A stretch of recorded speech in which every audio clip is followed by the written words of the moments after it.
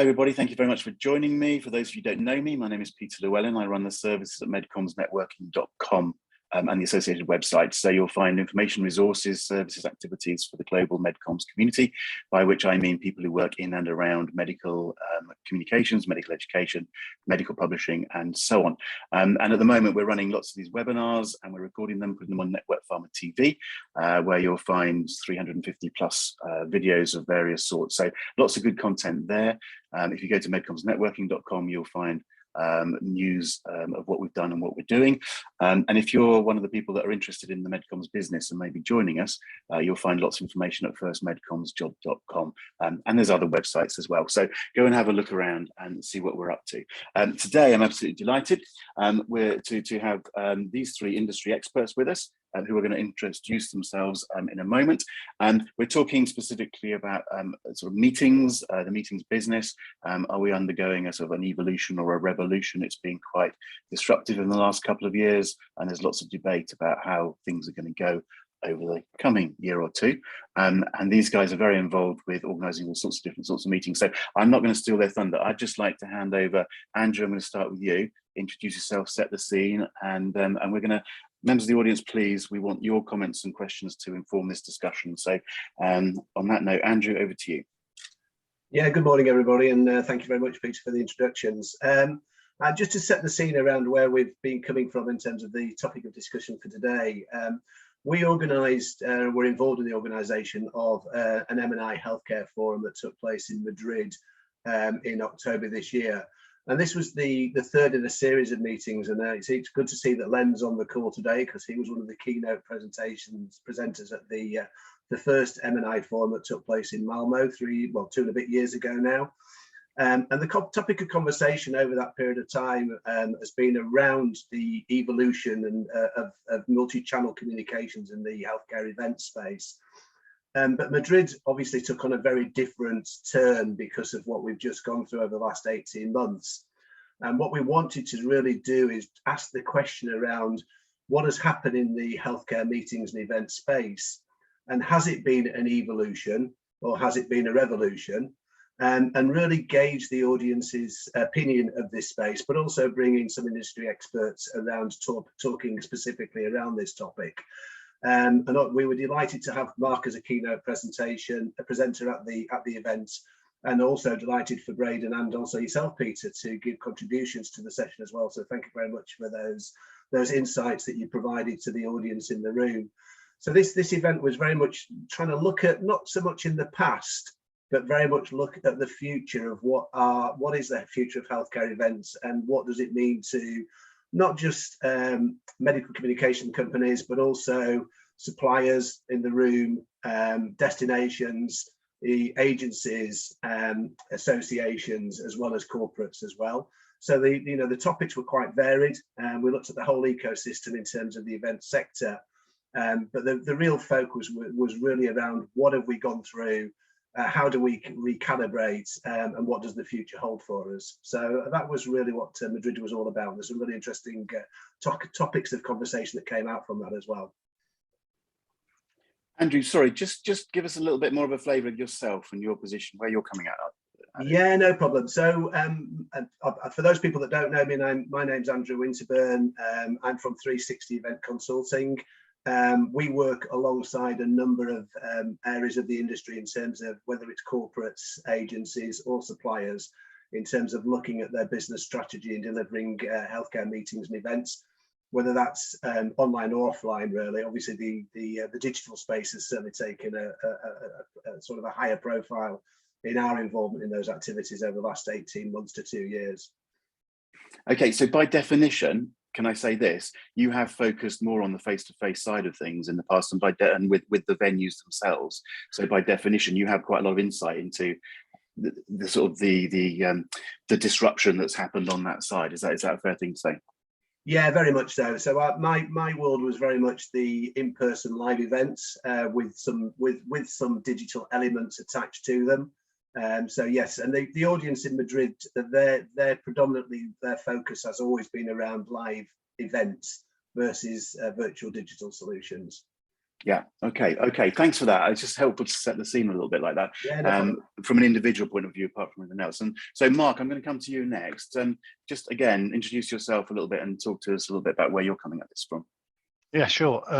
Thanks, Peter and Andrew, for this invitation and the first business trip to Madrid, which was pretty good, and I enjoyed the conversation there. So. I have a company called Phorix. We are a behavioral change design agency. My background's all pharma, global pharma for the last 25 years, big brands around the world doing MedComms right the way through to all the aspects you'd imagine of live events. But we're focusing now in my company on behavioral change, and why I think it's relevant to this conversation. We help organizations look at patients, physicians, but also their own organizations about why people do things and why people do things that you don't expect. I think that's a very interesting part to talk about, especially as we talk about evolution, revolution, and meeting and events. So inside that work, we're very interested in the human experience, so experiential things that people do and what that makes people do. So you'd think that we're very much onto the live side of things. We always have been, with exhibitions and meetings and ad boards and whatever. Yet we're also very much on the digital side. So you'll see me flip-flop today between the two. We have created an online virtual spaces program called Zone VS. We won't go into that today, but safe to say that we're very interested and vested in the future of digital and physical and where the two meet together. So that's what we're interested in. Excellent. Thanks, Mark. And Braydon, same basic question to you, just paint the picture. Yeah, of course. So Braydon McCormick, I'm the co-founder and CEO of Intempio. We provide our healthcare and our life science clients is digital meeting and hybrid meeting. And we've been doing it for 11 years now, digital meeting strategy and design and production services and data analytics services and design for that. So we've actually kind of taken the view that digital is all encompassing, and whether we think, and what I find is fascinating here, and we can talk about this more, is that in the first few months of the pandemic, CEO of Microsoft said that in 2 months we've had kind of the 2 years of growth in the digital space, and that was 12 months ago. So you can only imagine how far that's come. But I encourage us to think about, and one thing that I'm passionate about is what makes a kind of rich interaction, but what does that, how do we lead to personal commitment within a digital space, right? So whether that is for HCPs or that is internal staff, what does commitment look like and how do we get to that? And what does that mean relative to hybrid spaces, virtual spaces, or in-person spaces? Okay, fantastic. So, I mean, just very quickly there, we've got a sense that we've got a whole span of experience there and a lot of experience there, which is interesting. And hopefully, I'm sure we'll argue and disagree about some of this stuff, but that's part of the fun of it, okay? But we're trying to understand what this basic question, revolution or evolution. Just out of interest, Andrew, let's start with you, and let's just, you had a meeting which was addressing that, but I didn't hear you say whether there was a conclusion from the meeting. Just out of interest, what did the meeting in Madrid think at the moment? Very good question, Peter. And I think the majority of the people's view in the room was it was an evolution. So the conversation that's we've been talking about in terms of where the healthcare meetings event space is moving to was very much about an omni-channel, multi-channel communications environment. But most people view the world was that was going to be much further down the line in terms of 3 to 5 years. Versus what has happened in the last 18 months, where it's all happened pretty much within a period of 3 to 6 months versus 3 to 5 years. So when you talk to corporate clients, when you talk to the agency world, everything was fast-tracked. So I don't think it came as a complete surprise that this happened in terms of the way that the industry was moving. It was the speed of it all happening because of the, obviously, because of the global pandemic and the implications that COVID brought to the meetings and events environments. Okay. I understand that. And let's just kick off in this way. And again, Andrew, I'm going to stick with you just for a moment. Let's use the Madrid meeting as the basis from where we can go for this, because Madrid was billed as a hybrid meeting. Am I right? I certainly, you had a little video of me talking. I think Braydon was the same. Mark, you were in Madrid, and you were in Madrid. You had delegates that were in Madrid, but also outside. But tell us a little bit about how that worked. And I guess what I'm going to be leading to is, what do we mean by a hybrid meeting? Because we're throwing these words around, and there's a whole different language now, but hybrid is a specific, simple little word, is thrown around very easily at the moment. So can you just explain a little bit, using Madrid as an example, of what you were trying to do and what happened in Madrid, if I'm getting the right words out in terms of that being a hybrid meeting? Yeah, I mean, it's a really, again, a good point. We did not see Madrid as a hybrid meeting in the way that I would see a hybrid meeting and the way that hybrid meetings would be delivered. So, and again, how you actually determine what is a hybrid meeting is a very good question. We could probably sit here for the next 2 days trying to actually to work through that whole conundrum, as it were. But Madrid did bring together digital elements as well as the live environment. The digital elements were the on-demand piece in terms of, doing pre-recording of some of the interviews yourself, Peter, included in that. And there were 1 or 2 of the exhibitors that were actually available through the platform at the event. But 90% of the event was in person and live. The audience were having one-to-one networking sessions. We had educational programs. And we had keynote presenters, Mark being part of that opening keynote presentation as well. So there was just short of 160 people at the event, but there were virtual elements that came into this space for lots of different reasons, really. One was logistics around getting people to the destination. 2 was recognizing that some of the benefits of what we've just gone through in terms of bringing and recording presentations and bringing them to the live environment worked, because those presentations were short presentations. So you would argue, why would somebody fly all the way to Madrid to do a half an hour presentation when they can actually do it online or do it pre-recorded as well? So there's a number of elements that we're factoring into the delivery of the event and some of the learnings that we've taken over the last 18 months, really. Okay, so sorry, I must admit I had got the impression that there were some people or more people from outside. So that's interesting. So that you ran a meeting with digital elements. Yeah. Okay, so the question then is, I suppose, and you led yourself into this one again, but I'll ask the other 2 in a minute. Is, you say it's not hybrid in the way that you would call hybrid. So I'm going to push you just a little bit further. What would make it hybrid? At what point does it become hybrid? Hybrid would be when you are streaming the content to a virtual audience from a live environment. So, and that can be delivered in lots of different ways. But so when I'm looking at a hybrid event, and I'm sure Braydon and Mark have got slightly different opinions around this as well.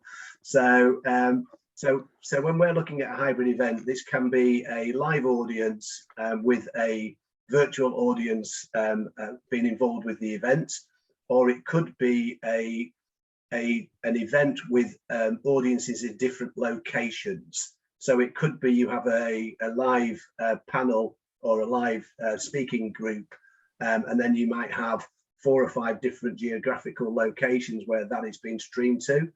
That could be regional, it could be Europe, it could be Asia, it could be North America, for example, or it could be 4 cities in Europe, or 4 regions in a country, for example. So there's different ways that could be delivered as well. Okay. Which brings up this whole sort of, what does hybrid mean type question. So let's go with Braydon. Come on, you're itching to get Thanks. I'm itching to get it. And actually, I'm going to riff a little bit off of something that we just got in the comments from David too, which I think is really interesting. Yeah. So I personally take big issue with this word hybrid, and we've intentionally moved away from that language. So in our experience, and I just had this conversation with a client recently where she said, we can't continue doing hybrid where we broadcast out the speaker who's in the room and people online listen to it. right? And this kind of gets at David's question: how do you make a rich, engaging interaction for participants that's more than just kind of sitting and listening?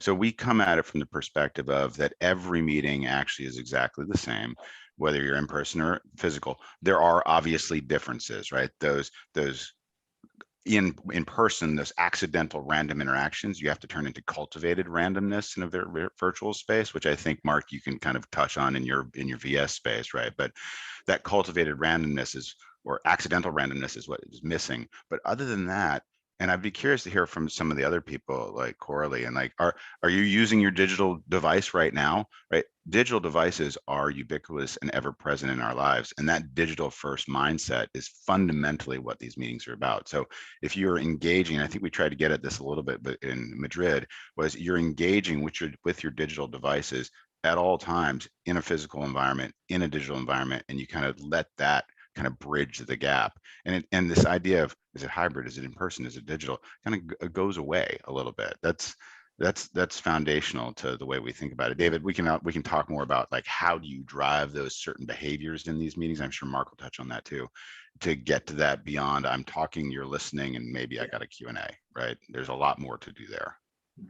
I do think, just as an observation from where I sit, the way language has evolved over the last 18 months, 2 years, has been absolutely fascinating.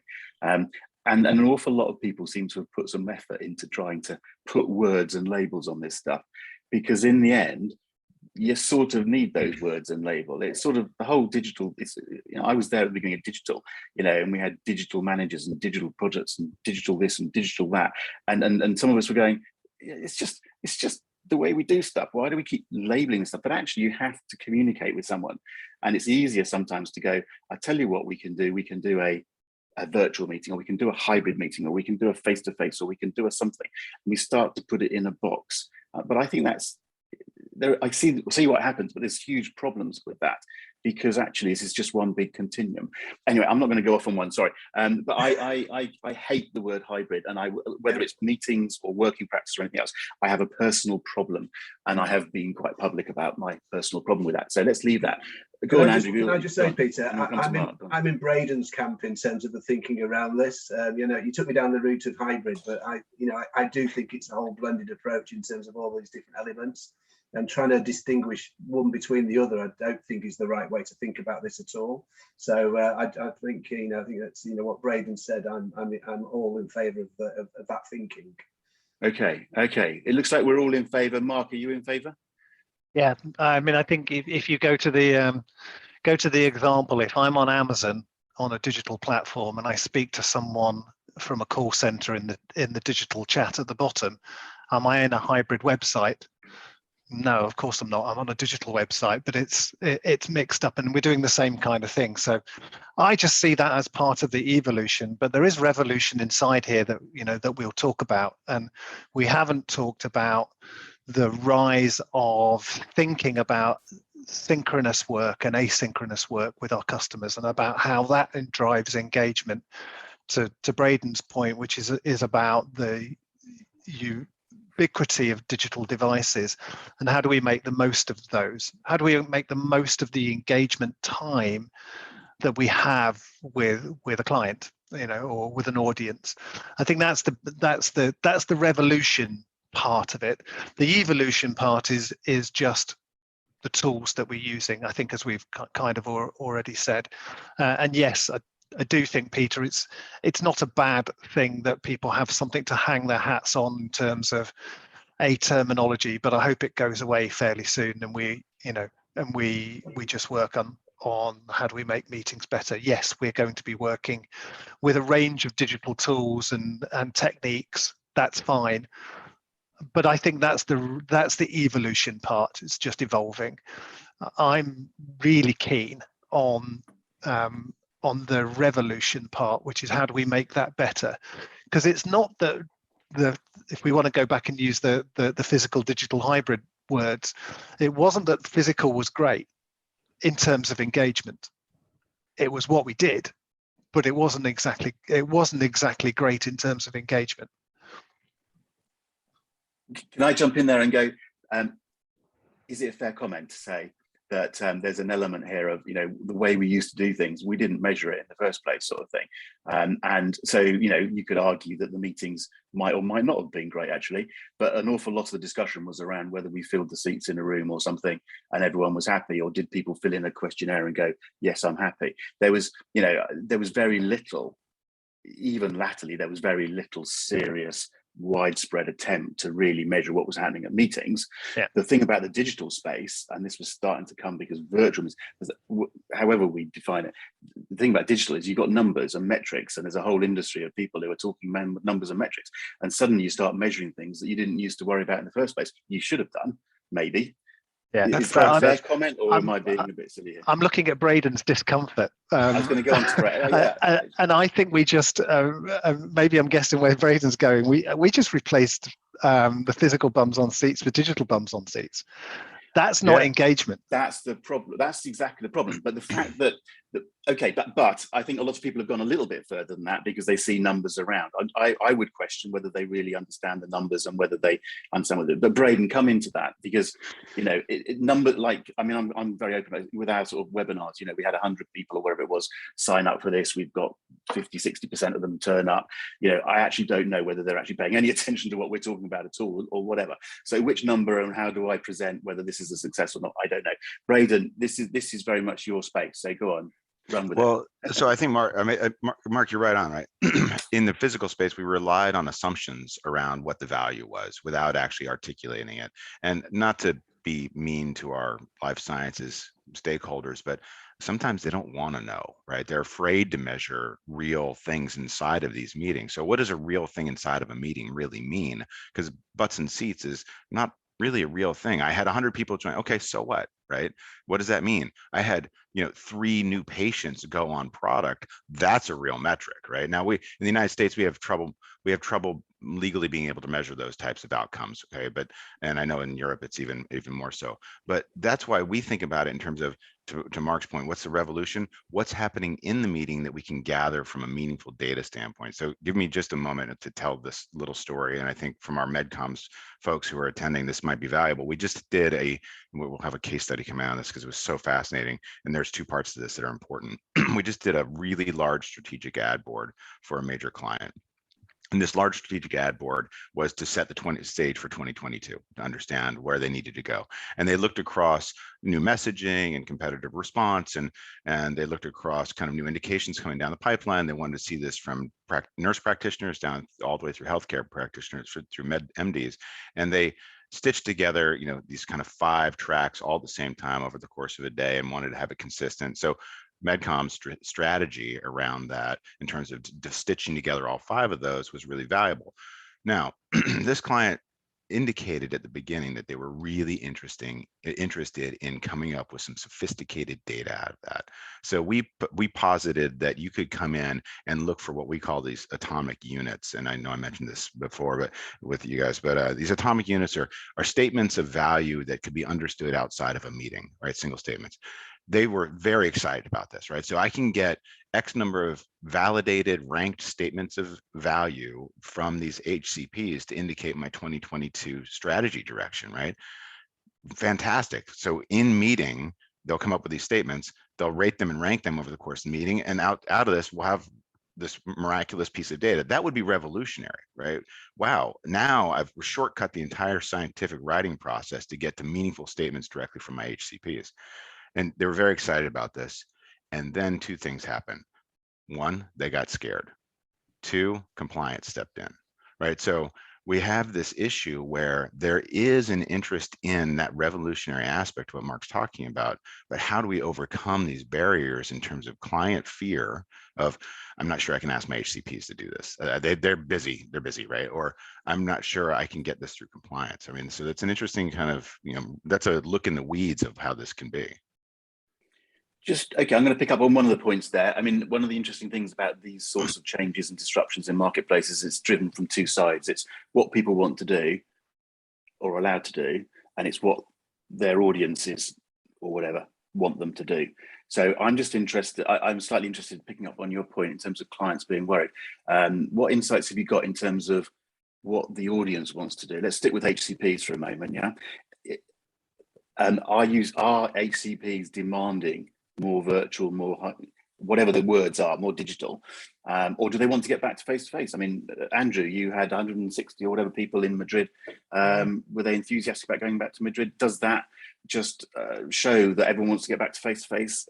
I don't think it's as simple as that, but what do you think? I mean, we had a HCP on the stage with us as one of the panelists, so I think I'll sort of talk to the way he responded to that type of question, Peter, because I think it's a really good point that you raise. From what we're seeing and hearing from the healthcare professionals' point of view, they still want to have face-to-face interactions, and they still want to go to in-person events. But what they will be is more selective in what they do and when they do it, and therefore they will look at the different mediums and channels that they would use for their medical education information, the way they engage with their community and with their patients and other sides of it as well. So Jaime Acosta who's a pharmacist, a Spanish pharmacist, but he also works with FIP, and he's very much engaged in the international pharmacy market, a network, as it were. Jaime's feedback was, yes, I will attend face-to-face meetings, but the content needs to be of the highest quality, and it needs to add real value for me to have a reason to jump on an aeroplane, jump on a train, jump in a car, whatever it might be. But also the networking part of that environment is also very important to me. So if there's a certain professor there that I want to meet, or there's a certain conversation that's taking place that I cannot do virtually, then I will take the time to go to that physical event, wherever it might be in the world, or within Spain, for example. So I think the way that HCPs will prioritize their time and their interactions has changed. And it was changing to a certain degree pre-COVID anyway. We were already seeing some of this happening.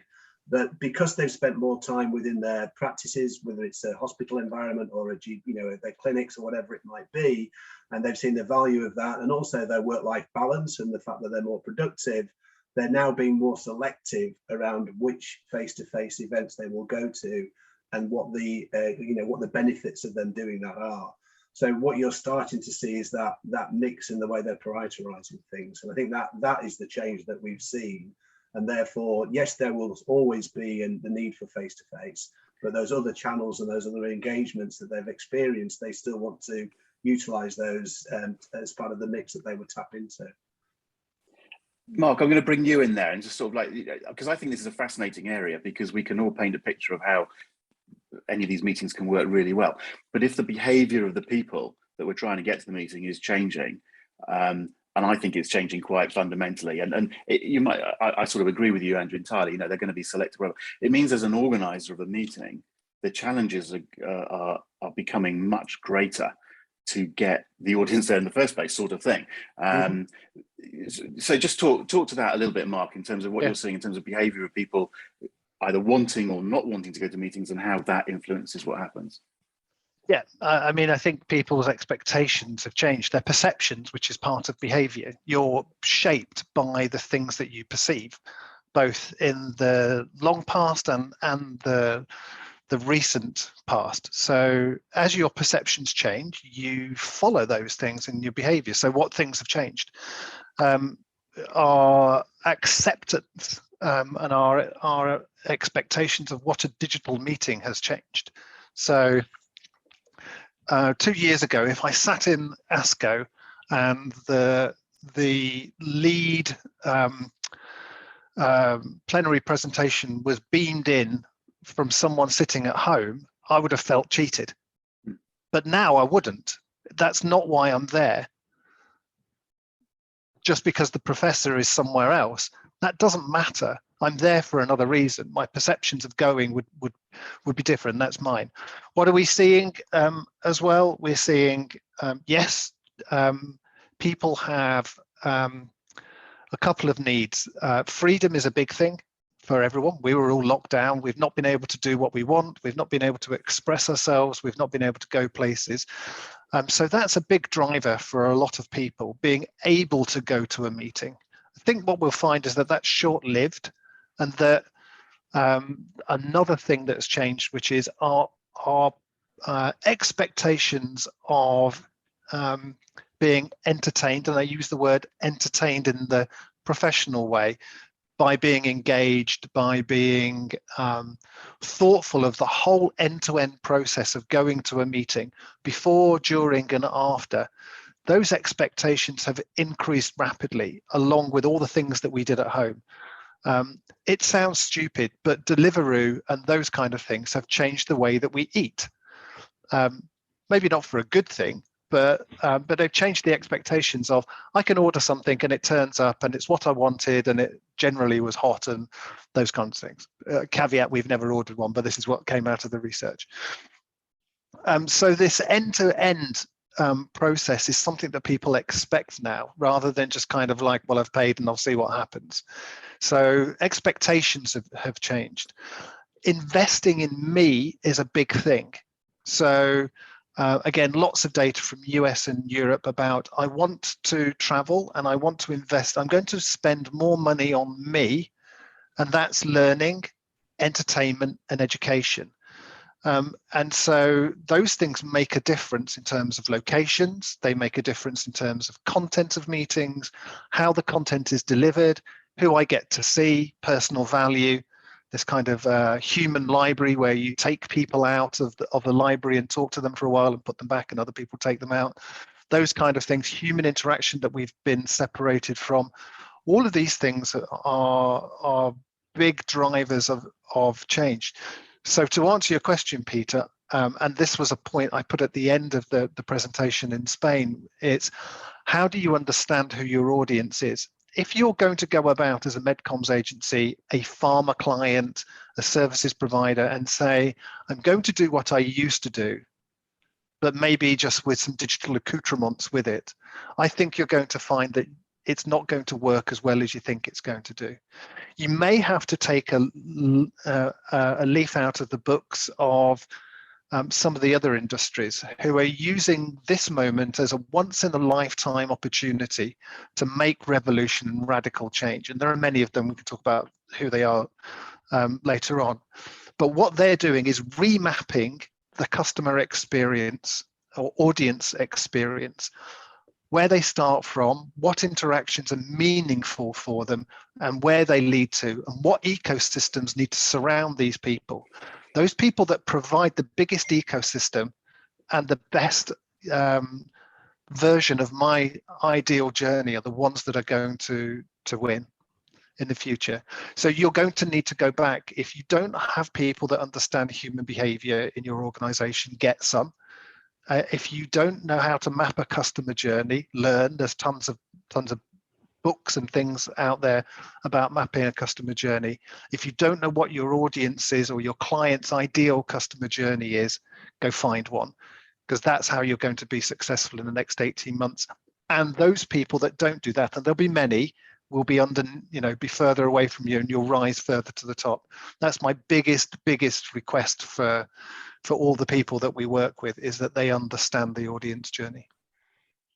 Okay, I thought that was really interesting. And Braydon, sorry, it looks like you wanted to say something there, but I was particularly interested, and maybe you could pick up on what Len's being asking in the chat here about, there's again, what's everyone's opinions on this? Because we hear these sorts of stories. Doctors say that the learning experience of virtual events is superior to physical events. Agree, disagree? Where do you sit on that sort of point? Well, I think before I answer that directly, something that Mark said, is really right on, right? Which is asking, is the design, and Andrew too, which is people are investing in themselves and they're going for any meeting. And let's separate meetings out like congresses and major events down to even like in-person digital detailing of reps in office, right? So that's a type of meeting. People on the participant side are going to be asking themselves, why do I want to attend this meeting? What am I going to get out of it? Whereas in the past, and to Mark's point, there's an appetite. I just want to get out there, and that's going to wear off pretty quickly. And then there's going to be this deep, do I really want to go to this? And I just saw, Michael kind of comment, or was it Michael was commenting on that too, right? Do I really want to go to this? I mean, what am I really going to get out of this? And I think to kind of thinking, Mark, you said, well, here's my guidance, find people who understand behavioral change, but also ask your own self, would I want to attend this meeting? What would I get out of it? right? And if the answer is I would get out kind of impromptu interaction, and okay, well then focus on what you were going to get out of it in that regard. But in terms of that doctor question, the data that we're seeing is that speakers, HCP KOL speakers, are very interested in going back to in-person, but the participants and the doctors themselves, about 91% of them are saying that they're not interested in going back in person. We're seeing, I think this is a really big deal from a life sciences company standpoint. Access to doctors, both at the individual practitioner level and at the institutional level, has been significantly reduced and will continue to be significantly reduced. So that opportunity for in-person meeting interaction, whether it's MSLs or reps themselves, is really shifting. So that puts a lot of burden, kind of on Mark's point, of making sure that those Congress style meetings are much more valuable to that person. Because if you can't get access there, you know, how are you going to get access in the ways that are most meaningful? And to Len's point, yes, we're seeing the same data that for CME, we just came off of a great CME program where the response rate was, wow, never going back, right? This is fantastic. But to, again, to Mark's point, what is the purpose of this? If you achieve your purpose, it can be great. If you're just going to dump data or dump information out there, then not so great, right? It's really about the design and the way you implement it from behavior change and a knowledge transfer standpoint. Mark, I'm just going to bring you back in because you've answered a question in the chat, but just I thought maybe that was quite a good point to just bring out in for everybody, sort of thing. Yeah, so I was just riffing really on what Braydon was saying. When we look at behavior, if you break those down into things that are drivers of behavior, perception of outcome. So my belief in the outcome of something is a massive driver. We don't really think too hard about it. It's not something usually on someone's checklist, but it's a bias, it's a belief, it's a perception. So you better be thinking about understanding what people's current perception is and how you shift that before you invite people to it. So I think there's pre-work to be done to get people up. So if my perception of this meeting is, like for Braydon, with a purely digital advisory board, but it ticks all of the boxes. It was my time. I got the scientific input. I got the output that the client needed, and I took away some other things from it. That's great. That's probably the best thing that we can do, and maybe not the best thing to do face-to-face anymore. But you have to weigh those things up, and I think, I think that's a really important thing, that you want to try and understand beliefs about those, the different beliefs, and they're easy to work out. Positivity and negativity is an easy thing to measure. So there are lots of scales that you can work out. Do I feel positive about what this anticipated agenda and meeting format is likely to give me, or do I feel neutral or negative about it? And you can do that in the design. I think what Braydon said is the biggest thing. Meeting design is now crucial, and having lots of different ideas about how to design and finding the right design is really important. And I find it's quite difficult these days for people who have got to deliver meetings from a business perspective to have all of those answers. I think they need people to help them with different ideas, not just tending back to, well, we did this, it got through compliance last time, so we'll do this again. Well, the world's changed and compliance has to change, and we need to rethink that. So just Mark, picking up on oh, sorry, go on, Braydon. No, I just wanted to hook onto that, and I see the compliance question. I think that's a good one. But Mark, it's interesting there.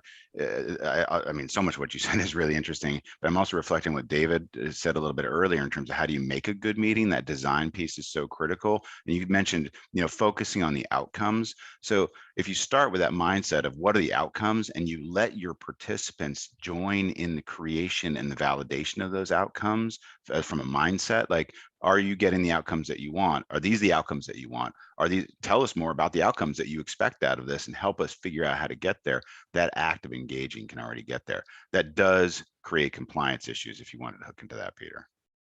Before Andrew, you go there, on, Peter, you go first. Sorry, you're trying to say something. Go on.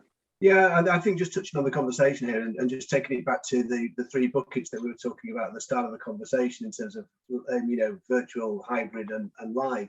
When you're looking at the design of those meetings, the outcomes that you want to get from them, then what people will be doing, and they'll be sitting within their organizations and taking advice from agencies, is going, okay, well, what is the right fit and what is the right solution to deliver those outcomes? So it might be that a pure face-to-face live interaction is what you need, and obviously how you design and you create that event and that experience to make sure it meets those outcomes is an important part of that. It might be that a hybrid solution might work. It might be that a pure virtual solution and an online solution works. So I don't think I think we can look at all the different elements and solutions that are available to us. And sometimes it might be a combination of all three in terms of being able to deliver all of that as well.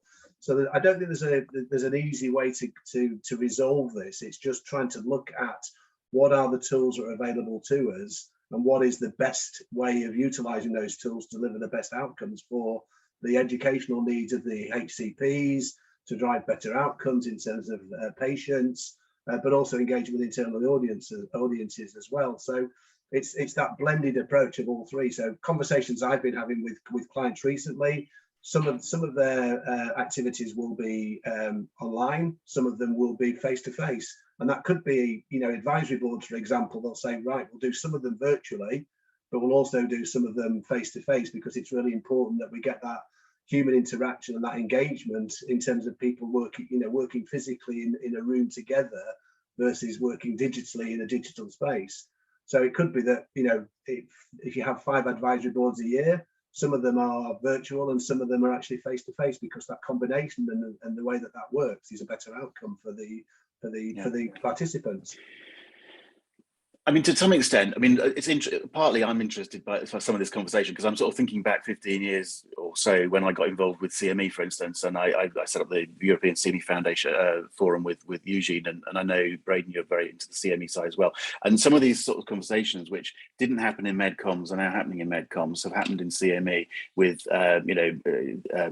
looking properly for gap analysis, looking properly at outcomes, measuring, trying to measure the success of a project and whether an intervention worked based on a series of Moore's laws and all the rest of it. And I've always felt that more discipline was needed, as it were, in our sort of business in terms of going about why we're going about these meetings, which I find fascinating. Just a couple of quick points, and we're going to start running out of time in a moment. But I just wanted to pick up on that compliance question, and maybe there's a specific but also a broader question in there. I think it was Catherine, wasn't it, that asked, are pharma companies, for instance, life science companies, going to start kicking back and going, well, we're not paying the honoraria, we're not paying the fees, we're not paying the expenses for people for I don't know, the HCPs or whatever, their advisors, to go to face-to-face meetings, because we know we can do basically what we need to do as a virtual meeting. Are those sorts of discussions happening? You're shaking your head violently there, Mike. So go on, run with that one for a minute. So I'm saying yes and no at the same time. Okay. to both of those. Some companies have already years ago stopped paying people to go to meetings for other reasons, but they're not going to say no to that based on the fact that they can send people, not send people because they can do it digitally. I don't think that's ever going to be a good reason not to get people together and to allow the interactions that are needed and valuable for people. Some people will, of course, try it, but that's just cost saving. There's nothing ethical about it. There's nothing educational about it. There's nothing business generating about it. It's just business destructive if you do that kind of stuff. But yes, pharma companies will want to try and save money, and hospitals will want to prevent people being away from clinics and suggest that people do things digitally. And those things, again, are things to think about in terms of pressures and trends that you either can push against or work with. I would suggest you need to do both, but you need to know when to push and when to work with. Okay. I still think we skip over the economic arguments at all levels in these sorts of discussions, and I will simply say that and not rant and rave again about that aspect of it. But a couple of quick things to throw at you, because we ought to be wrapping up shortly. Sustainability type questions. I mean, how much of that is part of the conversation now? I don't want to, waste my carbon footprint and all the rest of it. Is that, Andrew, just how are you seeing that? Meetings generally, is that becoming a topic of conversation? Is it a pressure on doing things differently? Yeah, it certainly is. I think, obviously COP26 plays a role in terms of it's at the forefront of everybody's minds at the moment. But, B Corp, the philosophy of companies now in terms of looking at their environmental footprint, as well as many other things in terms of being good corporate citizens, is really important to organisations now. So it is having an influence over the way that they look at the amount of travel and the way that they support and sponsor events and the environmental impact that they have. So it's certainly a factor that they're putting into their thinking. So, but it still won't stop people traveling. It still won't stop people attending events. But again, it goes back to this: how often, how many part of the conversation is, I think, is part of that thinking. Will people travel as much as they used to do? Will they jump on as many aeroplanes as they used to do? At this present moment in time, the answer to that is no. They won't do it as often and as many as they did. And part of the reason behind that is because of the sustainability piece as well. So they're going, I don't need to do this trip, therefore I will not have the impact on the environment that I would have done 12, 18 months ago. So it's certainly very much on the priority of companies in terms of the sustainability piece. Hey, Andrew, I'm curious if you're hearing that from at the company level or the meeting stakeholder level, right? So if I'm a stakeholder, do I really care? Yeah, it's a good question. Individuals do care. So a number of people are taking their own responsibility around this as well. Mm-hmm. So they're saying, actually, I do care about the environment. I do care about the impact that I have in terms of my travel. So some of them are making their own conscious decisions. And then within organisations, you've also got that corporate citizenship piece to this in terms of looking at a sustainable business model and making sure that their impact on the environment is not as great as it has been. So it comes at both levels, really. Yeah. Yeah, okay, sorry, I was just sort of thinking, and it's one of those intangible things as well. You can feel a lot of pressure from around you, family, friends, colleagues, and all the rest of it, whether you do one thing or the other, and that has influence on what you decide to do, which again is one of those sort of invisible elephant in the room type of thing, sort of thing, which or this is very difficult to judge as an organizer of a meeting. You've got to start judging quite a lot of these sorts of things and getting the balances right, and when it works, absolutely brilliant. But how many are going to fall by the wayside because they don't work? How many? And I don't want to get too much into medical society things. We when we were talking before, we said if we go into medical societies, we could have a whole, in fact we hopefully will have a webinar about this in the new year, and there'll be plenty more discussion about it. But if you're a medical society and you're trying to judge how you are going to keep going and delivering the services that you want to deliver for your community, when historically it's depended on maybe the journal subscriptions and very much the annual congress or something, these are becoming quite serious discussions. And Len's made some comment in here, sorry I've lost it then, but you were talking about, I think Len's talked about trying to talk to some of the societies about what are the real numbers involved, and he's not getting very far. People are very sort of coy about Len's always had that what's going on. Well, Len's always and hopefully Len will come back in the year and talk a bit about some of what he's found out about. But there is a problem, it comes back to the economics thing and so on, and we don't like to share when things aren't going very well. We want to put a spirit on. But medical societies are going to face some real challenges with all the sorts of things you've talked about, aren't they? And I don't want to get bogged down in this, but are we all just agreeing that there's a huge challenge there for them? Andrew, you're quite close to them. Yeah, I mean, I know Mark's works with medical societies as well, but we're working with 2 or 3 on a consultancy level, looking at their business model, looking at their business strategy moving forward. And they all recognise that there is a need to change. And there's a need to change in terms of the way that they're engaging with their members, the way they're working with the sponsors, different pharmaceutical companies or whatever sector that they're involved in. But also just just the way that they engage with their members and the way they deliver content, their whole environment has moved on significantly. And a lot of them are really struggling to come to terms with this and actually how they change things, because the medical congress and the big societies are slightly different to some of the smaller societies in this space as well. But their cash cow, to put it in the nicest sense of the word, was very much around their big annual events. That's where they made their money. That's what sustained the society. That's what gave them the cash to invest in projects and research projects or whatever else they were investing their money in terms of the growth and the development of the societies. But that model has changed. The numbers attending Congress is moving forward, and we're seeing some of this already has already started to reduce. Even for the ones that are going back into the live space now, the number of people that are attending them is not as great as it was. And that's partly down to healthcare professionals choosing whether to attend them or not individually, but it's also down to one of the points that was made earlier, which is around pharmaceuticals companies not sponsoring as many healthcare professionals to attend these events as well. So you've got a combination of the two, really, in terms of individual choice as well as pharmaceutical company sponsorship of number of delegates attending them with educational grants or whatever else that might be. So that business model for societies has certainly changed, and it's something that they're looking at rethinking and how they evolve as organisations moving forward. Okay, guys, I've got at least a dozen questions in my own head, and there's some questions here I know we haven't really addressed. I think we've got the opportunity here for whole bunch of more webinars in the new year, so hopefully you're going to come back. But for today, I'm just very aware of the timing, so I'm sorry, but I'm going to draw a halt there, okay? I'm going to say a huge thank you to all of you, the three of you, for joining us, but also to the audience for coming in and those questions that have come in. And very, very strongly encourage you to talk to each other. If you're watching this video, if you're on the call today, I know you three guys are very happy to have people reach out to you via LinkedIn. It's the easy way. But part of the point of these webinars is to make those connections. So I hope people will pick it up and run with it. Just for today, though, I'm going to say a huge thank you to you and the audience, and draw the line and stop the recording. I'm just going to say, if anybody's interested in what we're doing here, medcommsnetworking.com, go and have a look at, and you'll find lots of resources and access to all the videos of all these webinars and all the rest of it.